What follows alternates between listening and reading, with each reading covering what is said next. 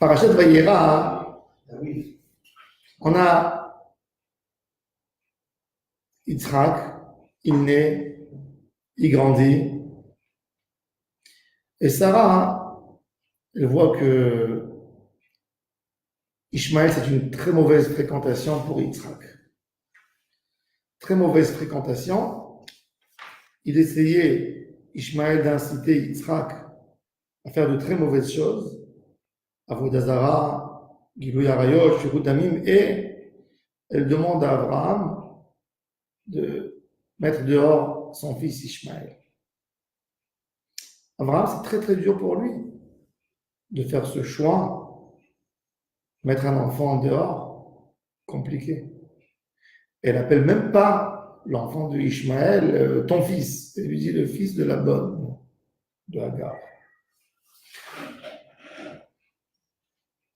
Bref, Abraham, en fin de compte, Dieu lui dit, Sarah, elle a raison, Ishmaël, c'est une mauvaise fréquentation pour ton fils, tu vas perdre les deux.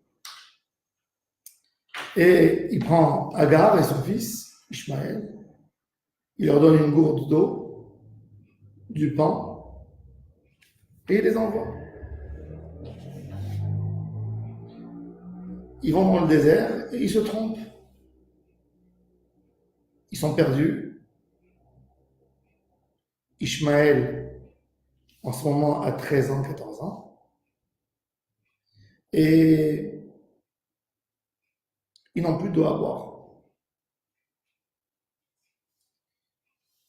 Qu'est-ce qu'elle fait pour garder son fils, pour qu'il ne meure pas tout de suite? Elle cherche, déjà il est fatigué, il est faible, il ne peut plus marcher, donc elle le prend, elle le tire, et elle le met sous un petit buisson, où il n'y a pas beaucoup de soleil, il y a un peu d'ombre. Elle s'éloigne, elle se met en face, mais loin, comme une flèche qu'on tire à quelques centaines de mètres. Et elle dit, je n'ai pas envie de voir mon fils mourir devant mes yeux. Elle pleure. C'est intéressant, parce qu'on nous raconte qu'elle pleurait. Et tout d'un coup, on a une voix d'un ange. L'ange qui entend l'enfant. Et Rachid nous dit quelque chose d'extraordinaire. On n'a pas vu que Ishmaël a pleuré, mais on a vu que Hagar pleurait pour son fils. Rachid nous dit, Mikan, שיפה תפילת החולה מתפילת אחרים עליו, והיא קודמת להתקבל. Il y a un débat dans le Talmud. Qu'est-ce qui est mieux pour l'homme? Que lui, il prie pour soi ou que les autres prient pour lui? Et la Gemara, le Talmud donne cette réflexion qu'un prisonnier ne peut pas sortir de la prison. Il faut qu'il y ait quelqu'un à l'extérieur de la prison pour qu'il le fasse sortir. Donc quelqu'un qui est dans une mauvaise situation, vaut mieux que d'autres personnes de l'extérieur prient pour lui, c'est mieux, c'est plus efficace que sa prière que lui va prier pour soi. Comme ça le Talmud nous dit. Le Midrash n'est pas d'accord avec le Talmud. Et Rashi, quand il commente ce texte, il est plutôt d'accord avec le Midrash et pas avec le Talmud. Rashi nous dit, Hagar pleurait pour son fils. L'ange n'a pas entendu les pleurs de Hagar, il a entendu la prière de Ishmaël pour soi. Vaishma Elohim, Dieu entend la voix de l'enfant. Sa mère, elle pleurait, elle criait. Mais Dieu a entendu la tfila de Ishmaël. Yafat tfilat achole al atzmo, yoter mitfilat acherim alav, ve'i kodemet litkabel. Rashi nous dit. Cette prière du malade pour soi, elle est plus importante qu'une prière de quelqu'un d'autre. C'est-à-dire, quelqu'un n'a pas à dire priez pour moi. Bon, moi, ça va, il y a d'autres personnes qui prient pour moi, c'est bon. Il y a pas de filat à choler à l'atzmo, il faut que l'homme prie pour soi. Parce qu'une tefila, c'est extraordinaire. La prière, elle a une qualité extraordinaire. Toute demande, tout comportement d'un homme, quand il est jugé en haut, on regarde son passé, et puis on regarde son futur. On regarde les passés, les fautes, les bonnes actions qu'il a fait. On regarde son futur, qu'est-ce qui va sortir de lui? Et ça vaut le coup de le sauver, ça vaut pas le coup. Mais quand quelqu'un il fait une prière à Hachem, Hachem ne regarde pas ni le passé, ni le futur, il le regarde que dans le moment où il est avec Hachem. Il est écrit dans le Midrash, Vaishma Elohim et kol hanar. Quand Ishmaël criait, Dieu, j'ai soif. Ne me laisse pas mourir de soif. Les anges venaient devant Dieu et disaient, Dieu ne l'écoute pas. Celui-là, ses enfants vont faire mourir tes enfants de soif. Quand les Babyloniens ont détruit Jérusalem, ils ont pris avec eux un groupe de 80 000 enfants jeunes. Et les jeunes marchaient dans le soleil et ils sont passés à côté d'Arabie Saoudite pour aller à Babel. Ils les ont dirigés par là-bas. Parce qu'ils essayaient de vendre en esclavage, s'en débarrasser. Et ils sont sortis les Ishmaélites, les enfants de Ishmaël, et ils leur ont dit, nos frères, on va vous accueillir, on va vous alléger votre souffrance, on va vous faire un repas. Ils leur ont fait un repas avec du poisson. Le poisson, c'est salé. On boit beaucoup quand on mange du poisson. Ça vient de la mer, par la nature, c'est salé. Et ils leur ont donné du poisson salé, des anchois, des sardines, du poisson de conserve. Ils avaient très soif. Et ils leur ont donné des gourdes avec peu d'eau et beaucoup d'air là-dedans. Et quand ils prenaient la gourde pour boire, il y avait l'air qui rentrait de la gourde et qui explosait leurs poumons et ils mouraient. Alors les anges ont dit à Dieu, Dieu, les enfants de celui-là vont tuer tes enfants dans la soif. Et toi, tu as pitié de celui-là. Tu as pitié de lui parce qu'il pleure.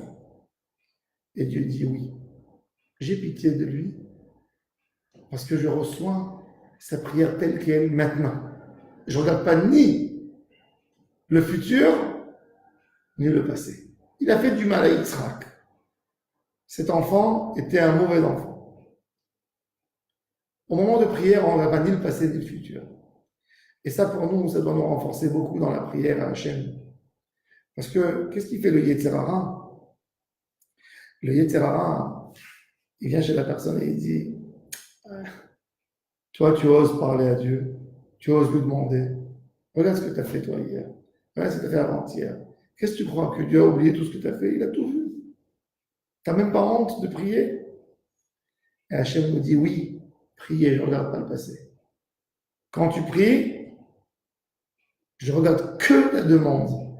Ta demande est une demande sincère, je fais tout ce que tu demandes. Ça, on voit avec Ishmaël.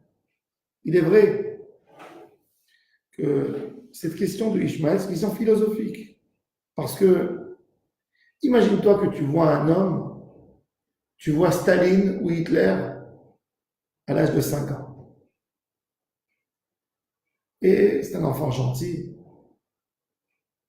Il est assoiffé, il va mourir de soif. Toi, tu passes à côté, tu as une gourde d'eau. Tu lui donnes à boire, sachant qu'il sera Hitler un jour, sachant qu'il sera Staline. Nous, on dirait non. Mais Akadosh Baruch Hu a dit oui. Dieu a dit oui. Il y a l'espoir que ça ne se passe pas comme ça et qu'il fasse des choses avant. On ne mélange pas le futur, ce que tu sais qu'il va faire.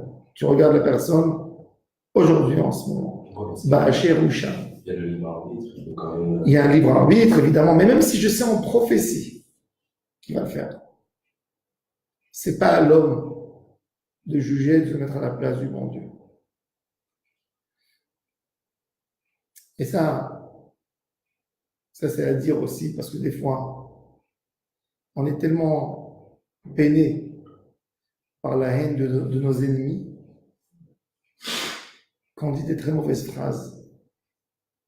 Ah, ce sont des assassins. Tu peux dire sur un enfant, c'est un assassin? Non. Un enfant, c'est un enfant, qu'il soit fils de terroriste, qu'il soit fils de tzaddik, un enfant, c'est un enfant. Est-ce qu'on peut raisonner aussi dans le sens où on peut dire, ok, quand ils sont partis en Babylonie, quand ils sont emmenés en tant qu'esclaves, est-ce qu'on peut dire aussi, ça c'est une erreur à nous de base? Non, c'est pas une erreur à nous, parce que nous, on se comporte, Dieu a dit que le comportement d'un homme doit être selon l'acte qui a été fait aujourd'hui. Dieu nous a montré ici que on reçoit, quand il y a un enfant comme Ishmaël, même si quand il va grandir, il va faire du mal, Dieu reçoit, exauce sa prière en ce moment. En ce moment, il est valable, il est bon, il a été exaucé. Ça, c'est une leçon pour nous. Ne jamais rentrer dans des étiquettes, coller des étiquettes aux personnes. Tu vois un enfant, des fois, qui vient d'une mauvaise famille. Tu dis oui, il va être comme son père, il va être comme ses frères. Il a un mauvais entourage, il sera comme ça. Non, tu ne sais pas comment il va sortir. Il y a des mauvais qui sont sortis de bonnes personnes et il y a de très bonnes personnes qui sont sorties de très mauvaises personnes. On n'a pas le droit de rentrer dans un jugement et de juger selon la famille, selon l'entourage, selon le pays où la personne a grandi. Tout homme a une neshama, tout homme a un potentiel. La personne est jugée selon la mauvaise action qu'il a fait, pas selon sa source. C'est ce que Dieu nous raconte, c'est ce que la Torah nous raconte avec l'histoire de Ishmaël. Vayi Elohim et Tana, Vayigdal, Vayeshev Bamidbar, Vayihi Rove Kashat. Et la Torah nous raconte qu'en fin de compte, Ishmaël a grandi dans le désert, mais qu'est-ce qu'il est devenu? Un brigand.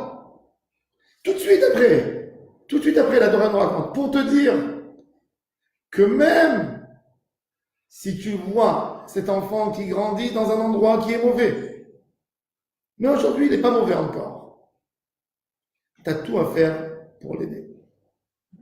Parce que aider, c'est dire, il y a une victoire à la Neshama. Quand on aide quelqu'un, on n'aide pas un corps, on aide un potentiel. On essaie de souffler dans le potentiel. Réveille-toi. Réveille-toi, fais du bien. C'est ce qu'on demande à toutes les chamas. On a souvent des préjugés sur des hommes qui ne nous ressemblent pas, qui pensent autrement que nous, qui vivent peut-être dans une faute, que leur chemin est mauvais. Mais on les regarde de notre côté à nous. Il ne faut pas condamner les gens, il faut essayer de voir le potentiel de chacun. Le tzaddik, il ne voit jamais une mauvaise action. Il voit un mauvais potentiel ou un bon potentiel devant lui. Et il voit que du potentiel. Il essaye de ramener toutes les forces vers Hachem. Il ne faut jamais perdre espoir de n'importe quel homme. Tout homme peut revenir et doit revenir en fin de compte à son tikkun. Tout homme, on peut réparer. Celui qui a perdu espoir d'un homme, il n'a pas compris c'est quoi le monde. Si Dieu ne perd pas espoir d'un homme et il le laisse vivre, c'est-à-dire qu'il y a espoir. Tant qu'il est là, si Dieu a espoir, pourquoi toi tu n'as pas espoir? C'est écrit dans le Midrash. Abraham Avinu recevait les gens chez lui, leur donnait à manger, à boire. Et quand il demandait à Abraham, qu'est-ce que je te dois? Il dit, tu ne me dois rien du tout. Il leur donnait un petit texte, dis merci à Dieu. C'est lui qui m'a donné pour te donner. Donc remercie-le. Et un jour, il y a un vieillard qui arrive dans la maison, dans la tente d'Abraham. Abraham, évidemment, le sert, lui donne à manger, à boire. Et à la fin du repas, il se lève, il dit à Abraham, merci beaucoup, combien je te dois? Et Abraham lui dit, tu me dois rien. c'est à Dieu que tu dois. Remercie-le. Il dit, écoute, arrête avec ces histoires. Moi, je suis complètement athée. Moi, j'ai vu une assiette avec à manger. J'ai vu ta main qui m'a mis l'assiette à table. J'ai pas vu Dieu. Je n'ai rien à remercier Dieu. Je te paye. Sinon, je paye rien du tout. Je dis pas merci. Et Abraham essaie de le convaincre. 1 heure, 2 heures de débat. Et le gars était vulgaire quand même. Il a dit des mauvaises choses. Et Abraham lui a dit, tu sais quoi? Je veux plus te voir. Attends. Et il est sorti vexé. Et il va dans le désert. Et Dieu se dévoile à Abraham. Il dit à Abraham, tu sais quel âge il a cet homme? Cet homme a 95 ans. 95 ans, je l'attends. J'ai de la patience pour lui. Et toi, 2 heures, tu ne peux pas patienter? Va le chercher tout de suite. Abraham, qui sort et qui le cherche, qui le trouve après quelques heures, essoufflé, transpire avec la chaleur. Et Abraham lui dit, pardonne-moi, j'aurais pas dû rentrer avec toi dans ces discussions. Tu rentres chez moi, tu manges. Tu ne veux pas remercier Dieu, ne remercie pas Dieu. Moi, j'y crois que Dieu t'a créé, donc c'est à moi de faire, c'est pas à toi. Ok, retourne chez moi. Il le supplie, donc il se réconcilie, il revient chez Abraham. Et il reste 2 jours dans la maison d'Abraham, il se repose, il mange. Et par l'amitié, il commence à parler. La haine est partie. Et après 2 jours, il dit à Abraham, viens m'apprendre le texte. Comment remercier Dieu? Tout homme, on peut réparer tout homme. La question, est-ce qu'on a la patience? Patience. Il faut avoir la patience et on arrive à guérir tout homme. Le tzaddik, il ne se fatigue pas. Il a vu du mal, il a vu un homme qui a fait du mal. Il ne se remplit pas de haine directement. Il regarde l'homme qui a fait le mal comme un homme malheureux, comme un homme qui souffre. Il n'y a pas une mauvaise personne dans le monde. Parce qu'une personne, c'est quoi? C'est un corps avec une âme. Un homme qui a fait de mauvaises choses, c'est un homme qui a souffert beaucoup dans sa vie. Il était dans un mauvais entourage. Que pour lui, une réaction doit être comme l'endroit où il était. C'est vrai, ses actions, ce robot fait des mauvaises choses aujourd'hui. Cette machine ne fonctionne pas bien. Mais il faut que je règle la machine, que je change le disque à l'intérieur.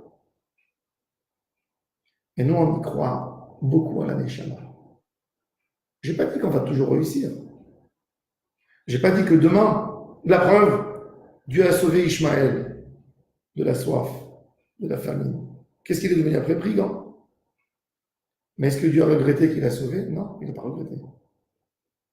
Parce que c'est comme ça qu'il faut faire. C'est un chemin pour nous. Dieu, il savait ce qu'allait devenir Ishmaël. Mais Dieu nous a enseigné quelque chose d'extraordinaire. Ne rentre pas dans le compte, qu'est-ce qui va être en fin de compte. Essaye, mets tout en potentiel, tu ne sais pas. En fin de compte, Ishmaël, à la fin de sa vie, il a fait Teshuvah. Quand Abraham, son père, est mort, il a honoré Yitzhak. Il s'est soumis à l'enseignement de Yitzhak. Ishmaël a fait Teshuvah. À la fin de sa vie, la preuve, quand on a chez nous des sages dans le judaïsme qui s'appellent Rabbi Ishmaël. On a Rabbi Ishmaël Ben Gadol. On a la Braïta Rabbi Ishmaël Omer. Tous les jours, on mentionne Rabbi Ishmaël. Comment il y a eu Rabbi Ishmaël? Comment on a nommé sur quelqu'un qui n'était pas un homme saint? Ishmaël, à la fin de sa vie, a fait Teshuvah et est devenu un homme saint et pur. Il ne faut jamais perdre espoir de personne. Tous les jours, aimer. Quelqu'un n'a pas fait ce que tu as dit. Et de la patience. Tu vois quoi? Que c'est un acamol qu'on prend et 1 demi-heure après on a plus mal à la tête? Non. Même dans l'éducation des enfants, quand on a des problèmes avec les enfants, quand tu as un enfant qui ne t'écoute pas, qui devient violent, méchant, et des fois même mauvais, il ne faut pas perdre d'espoir. Il faut se dire, cet enfant, il a un potentiel. Un jour, il reviendra dans le bon chemin. C'est ce que la Torah nous enseigne dans l'histoire de Ishmaël. 2 enseignements. Ne pas perdre espoir de l'homme. Ne pas regarder ni son futur ni son passé. D'essayer de voir comment on peut améliorer, de regarder une neshama et pas l'acte. Et que Dieu reçoit nos prières quand elles sont sincères. N'importe dans n'importe quelle situation, Dieu accepte, reçoit et attend la prière de l'homme. Voilà, je vous souhaite à tous et à toutes une excellente fin de semaine. Shabbat Shalom, on me